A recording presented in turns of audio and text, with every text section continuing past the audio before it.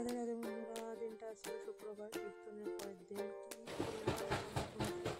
দেরি ছিল, দেখো সারা বাড়ি কি অবস্থা, বাসনগুলো পাতা ধুয়েছিল, আমি ঠাকুর জন্য গেছিলাম, ঠাকুর জন্য কিছু মা এদিকে বস্তাগুলো ধুয়েছিল, পাতা হয়েছিল, জামা কাপড়ও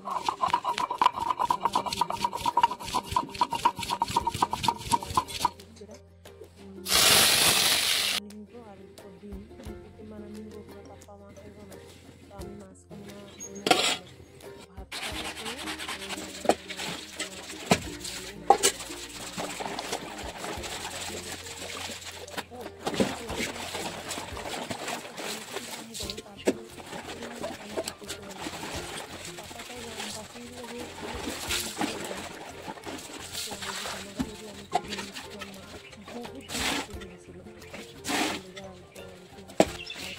মোটরে জল ভরে রাখছিল ড্রামটাতে, সকালবেলা ওটা দিয়ে উঠে ধুয়ে সকালে ধুয়ে দিয়েছিল, একটা গরম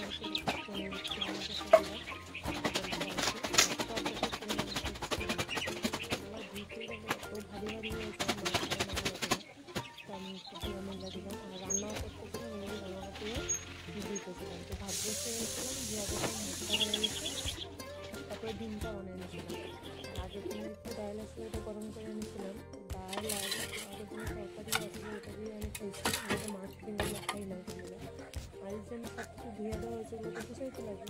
তারপর যখন সব মশলাগুলো ভাজ করে সব ঘরের মধ্যে নিয়ে রাখা মানে গুছিয়ে আনছিলাম।